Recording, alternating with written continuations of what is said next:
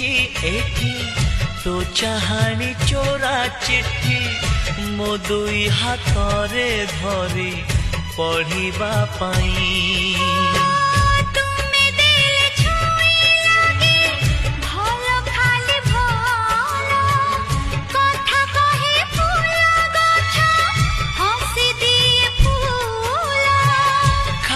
खाली लगे एठी सब तुम बिना तो आखी मो आईना।